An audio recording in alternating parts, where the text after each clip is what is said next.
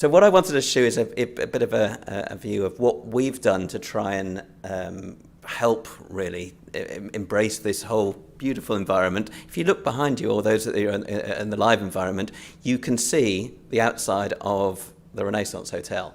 I've got a banner in the way. But I wanted to play this little video of what we've done in a virtual environment.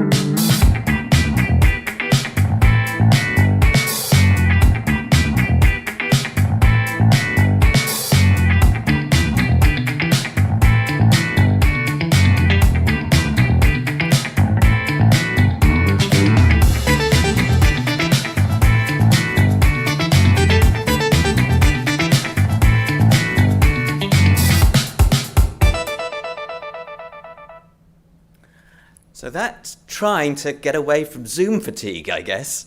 We're just trying to make it a little bit interesting. I think we've all got sick and tired of real virtual events, real Zoom events, I should say. And so to try and make something a little bit interesting, that's what we've done. And I actually think this actually may be the first hotel that has been digitally modelled specifically for virtual events in the UK. So I'm very proud that we've done that with the team over there. So when we're in a live environment like this, we're live and we don't need that environment. So what I'm trying to, one of the things I want to discuss after we break for lunch is to understand the best way of going hybrid, really, because if you wanted to speak to somebody within the event, within this online, someone wanted it online, you don't necessarily need that 3D environment because we're all here. But those people that can't, unfortunately, enjoy the blue sky we've got in London and that beautiful sunshine on the outside of the facade, it's nice to be able to do something and showcase it in a virtual environment. So it was more of a discussion point that I want to try and pick up after we break for lunch to see how we move forward. Has anyone got any thoughts about this now before we break for lunch? Because it is all about, it's called the Engagement Forum. It is about trying to engage and try to understand what we're trying to do here. And what I think every virtual platform is trying to do, and it is about engagement, whether it's a hop-in platform, or if it's a non-graphical platform, or if it's a 3D environment with avatars. It is about engagement, and we're in the most beautiful environment. And I'm so pleased that we're in the. Does everyone know why? This is the ladies' smoking room. So this is not the mixed smoking room. This was the ladies' smoking room. I have to say, it looks like the nicotine's been cleaned up since last time they were in here smoking. But it was nice to be able to model this environment ready for today. We literally jumped in, I think it was on Saturday, and took that photograph or 3D model of this environment, so that those people online can actually see where we are. And I don't know if we can pan round at the moment from any of the AV team. I know that's just dropping you in it, but just to show this environment that we can actually see this beautiful room we're in. But it's trying and not mimic, but replicate and give that same experience to those online delegates who are enjoying the event, as well as the content, of course. that's all I want to say. But if there's anyone wants to throw their hat in or throw any comments in of what they're seeing that's been really useful, anyone, I know, Chloe, I'm going to pick on you because I know that you've been heavily involved with kind of live events. Martin, please, just give it a nod. One of the biggest, I'm going to use the word complaints I've heard from corporates about buying virtual platforms is absolutely no consistency in pricing structures. And, that's a lot of people nodding their heads already. Thank you. Pricing structures are all over the place. No two platforms seem to charge the same way. I mean, there's 815 different platforms at my last count. How would you kind of make that buying experience easier? Because, if you are a corporate, you're in your day-to-day job, you don't even know where to start in many cases. It's quite a tricky one. But yeah, the pricing structure, some of the things we've heard from some companies is just madness. But if I'm a corporate coming to you out of the blue, how is my buying experience going to be straightforward? You're right. It's an absolute pigging nightmare, and it's really difficult. And when I started looking at platforms, and of course trying to to be competitive within the market, you look at other platforms, and you look at how everyone's pricing it, and you're not comparing like with like. There are so many hidden nasties that kind of bite you in the proverbial. And it's very, very difficult to do. And so, yeah, as an event organizer, I completely get it. And so I'm very pleased that the platform VII is very transparent with what they do. And I think there's an element of pricing for an event's sake.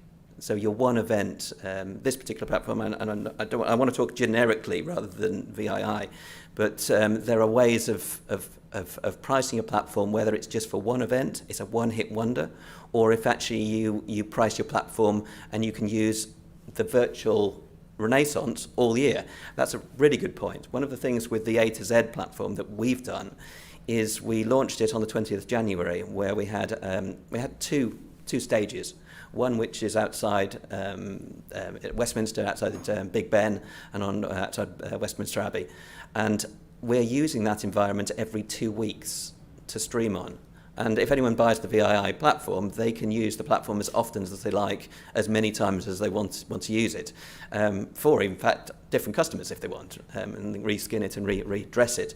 And so what we're hoping to do with the Hanson Hall environment, which you saw downstairs, well, not downstairs, virtually downstairs, that could be used as many times, and actually currently when the Hanson Hall is being used. So once you've got a virtual environment, you can use it multiple times. So not dodging the question, but it really is, as long as it is short, which makes it very, very difficult for event organisers. And I think what we've done with VII, for example, is to offer a very cost-effective solution to be able to utilise the environment as many times as you want and build a community. And actually, building the community is really important.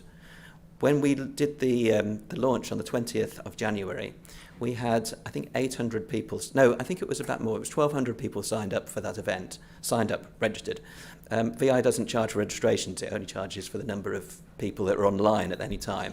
And I think it's wicked that platforms do that because, quite frankly, they don't get charged for it. It's about data usage, and it is about data, and we'll touch on data after lunch. But now, having engaged with that community every 2 weeks, I think we're currently up to, Stas may correct me, but I think it's 3,500 event professionals who are tuning in on a fortnightly basis to listen about quality content. I know Arnold talked about the back end, for want of a better word, the back end, and how easy it was to utilise as an event organiser. And I talked about connecting communities about the metaverse. But those fortnightly engagements, which are difficult to get commitment from event organisers at the moment because you're all so busy, means you can hop in and jump in, use the one word, jump in, not hop in, jump in and out of it, and utilise the community and utilise the platform and get more used to it, because that's the other problem. The other problem is when you jump onto a new platform, it's very difficult to get used to how it works, how it moves around. But if you do it on a regular basis and you become familiar with it, it becomes like as familiar as using a Zoom call. And I think that's important. So answering your question directly, At the moment, it's up and down like a yo-yo, and there will be a race to the bottom, I think. I think there's going to be a price war out there, but I think then we'll get to the situation which we did in 2009 as a live eventer, where hotels did exactly the same, and they couldn't provide the service and the support that people did should be able to get as a service supplier, and I think that will be disaster for our industry. So I think one of the things, again, I'm going to sing the praises of this platform, is that they are eventers through and through, and they are eventers at heart, and are tying in and partnering with people who are eventers to be able to give that event delivery. I personally hate the fact that someone will say, I'll get back to you in a 2-hour or a 4-hour window. I'd rather have a mobile phone, especially when you're running in a virtual event. We're all working on mobile phones here. These guys are actually speaking to the team on mobile phones on a minute-by-minute basis, just to check if we want to bring Stas in, for example. And I'd rather have someone at the end of a phone at any stage. Stuart, can you hear me? We can indeed, Stas. That's amazing. So I want to add 2 sentences to what you said, and you explained it amazingly. In our company vision, what we envisioning a solution for event organizers and digital marketeers that is affordable. Event tech doesn't need to cost a fortune. Although we spend it on our platform several million so far in development, but we want to enable all people to join in this Metaverse immersive experience, all event organizers, all the next gen delivery of events, and help them produce incredible events, incredible stories at affordable price. Our prices available online, and we always looking to work with people. We're a customer-centric company that focus on understanding the pain of the event industry, of understanding the pain of event professionals. So beyond our affordable, like you said, our platform, back office, behind, like the smart brain behind, is fully automated. And it allows event organizers to run hybrid events with much more ease. The proof of that, my partner and CEO is currently in the group with you. And we have one person on the operating the chats and speaking with the virtual attendees, who is operating the whole virtual part of the event. So the solutions are going to be better and better in the upcoming years. It's not just our solution. I think the whole event tech has jumped forward 10 years in progress of technological progress. And we will see that the prices will go down and the technology will be much more affordable and it will become much more immersive. That's our goal, and that's how we see the future. Thank you, Stuart. Thank you, Stas. Can I actually, there's lots of experts in the room, actually. I'm going to pass over just a moment to Adam. Can I get your input on that? I'm sorry to put you on the spot, because you are the event tech expert in that respect. It's not all about this platform. I want to get it across the spectrum, please. There's a lot that was covered in that, so can I just clarify the question first? It's more about price transparency and how you quite probably best utilize it, and help event organizers choose their platform. I think there's been a lot of companies take advantage, shall we say, over the last couple of years of the situation. That's putting it politely. And ultimately, salespeople are there to get the most value out of a customer that they absolutely can. But as an industry, we're wise to it, we're savvy to it. And I think, if I'm honest, that's why many platforms have seen quite a sharp retracement when it comes to committing to platforms or part of their strategy going forward. They're going to take time to look at what it means for them as an event, what the ROI looks like, can they do without potentially having a hybrid or virtual platform as part of their strategy. My advice is to speak to your network, share pricing, share information. That was something that I saw actually a group of individuals in the industry do very, very well, specifically around one platform, to make sure that they're getting the right price. I think hybrid is here to stay. I think it's going to be part of a great way that we can strategize about how we bring our communities and our attendees together in the right way at the right time. And I don't necessarily think we should force people to try and communicate both from an in-person and online perspective, because ultimately they are choosing to attend and interact with the event in totally different ways. It's a great opportunity to bring people together around a specific time, around a specific need or content. We shouldn't force it, I don't think. I don't know whether that answers. No, I think it touches on it, and I think you're right. I think there's been getting an idea of where the pricing model is. It is up and down like a yo-yo, and people have been taking the mic. Taking the mic. Elliot, you had your hand up earlier. I noticed that at the back.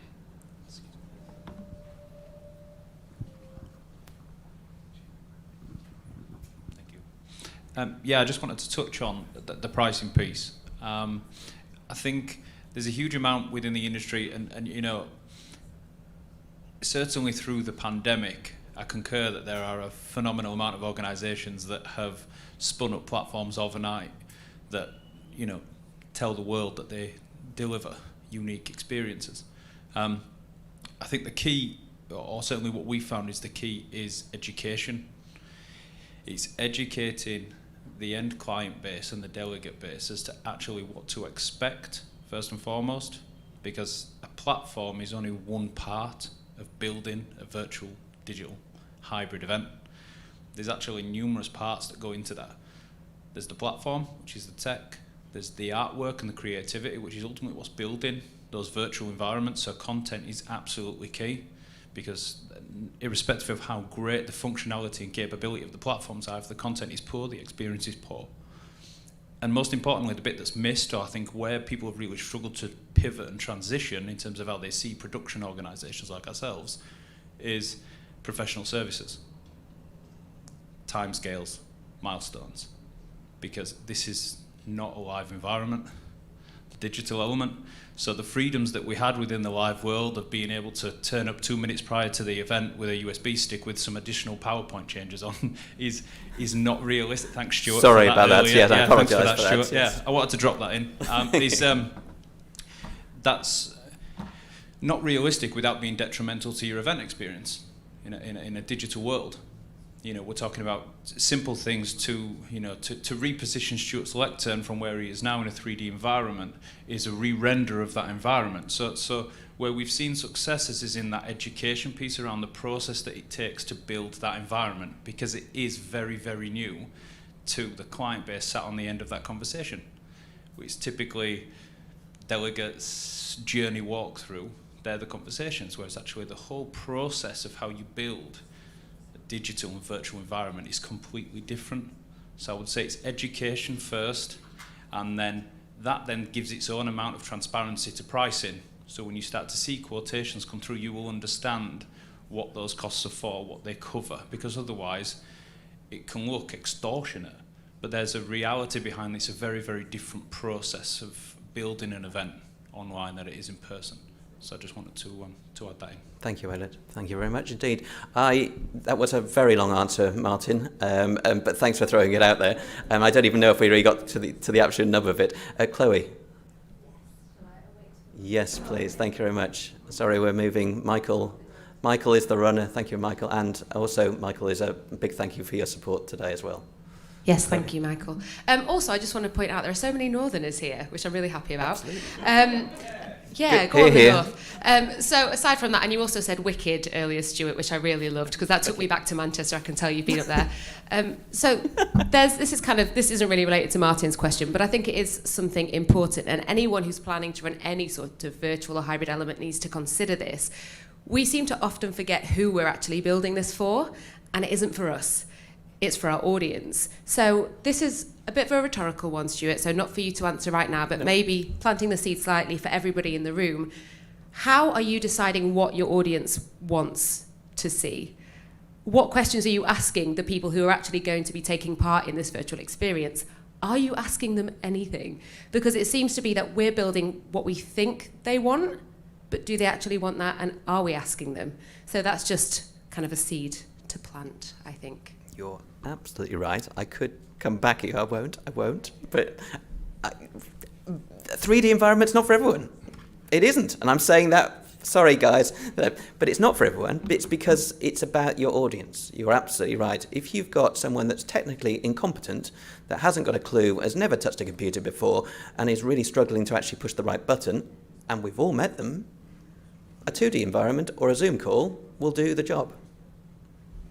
But those that want an engaging sort of setup, that want an environment that is, engaging or pushes their envelope, then absolutely it's the right thing to do. So yeah, you've got to think of what your platform is before you even start considering getting pricing, Martin.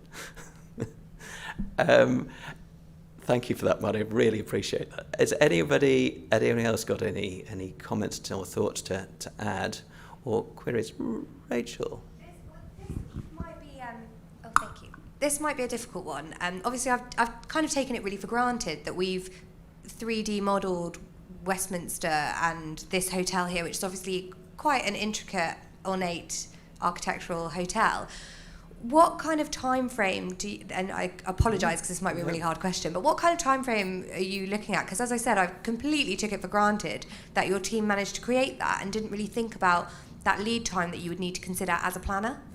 You know what? I remember our very first conversation. You weren't really certain. She said to me, "I'm not certain I really want to do something with you, Stuart, quite honestly." She said, that was the honest truth. She said, "I'm all about promoting live. I don't really want to promote virtual." You remember that conversation? I do. I'm really sorry, but yeah, I do. And I do still champion the live, but we, obviously London is also absolutely aware of this next generation of events. So I'm glad we did partner. I'm glad we did. Absolutely, I was persistent. You are. But the reality is, it's how much you develop it.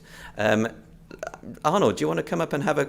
Yeah. Can you pass over the microphone to Arnold to maybe respond? It's a great question. So there are different parts of this flow. First is the design itself. We have many partners, the graphical partner that you can work with, and here, especially this hotel, our team, we have 3D creative team designed it, just took a SketchUp and created the whole 3D environment.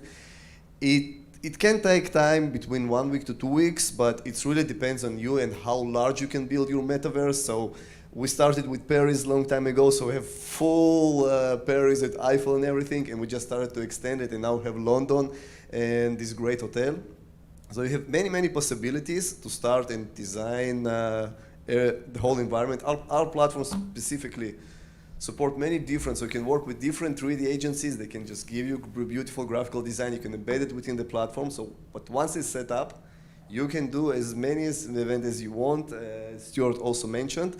So it really depends on you. Our team and our partners work very fast. It really depends on your needs, on how big and how large you want your environment to be, because you can model the whole city if you want. It will take some time. But it's technically possible. It usually takes between a week to 3 weeks to build such a big environment, the 3D model with all the small details. We believe in perfection, so all the small details, even the lines on the walls. So this is basically the time frame. Can I also, there is somebody else here. Shodo, I'm not going to ask you to speak, but I'm going to give you an example of what we did. We work with Eventit up in Scotland, and we put together, I think it was within a month, we built we had no idea what you wanted, to be honest. And it was one of those, where do we go from here? We know this is the functionality that we need to deliver for your guest environment. But we don't know what it wants to look like. We don't know if we want to model a virtual map of Scotland. We don't want to make it into a giant haggis. Whatever we do, we had no idea. But we came up with something which was built around Edinburgh, and I think actually it was modelled literally. The modelling itself was within 2 weeks, and then it was about putting the functionality into it. So hand round of applause to Lior and his team who aren't here, who are battling with it. And again, going back to the Ukraine element, a lot of the team do a lot of that element with it in the Ukraine, and they're doing an amazing job. Great question, Rachel. Thank you very much indeed.